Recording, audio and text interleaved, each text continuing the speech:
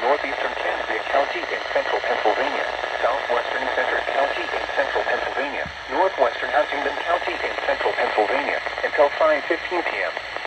At 4:26 p.m., a dangerous snow squall was located along an east-west line extending from Hastings to Franklinville, moving east at 55 miles per hour. Hazard: intense bursts of heavy snow. Gusty winds leading to blowing snow and visibility rapidly falling to less than 1/4 mile. Wind gusts greater than 50 miles per hour could knock down tree limbs and blow around unsecured objects. Source: radar and webcams. Impact: travel will become difficult and potentially dangerous within minutes.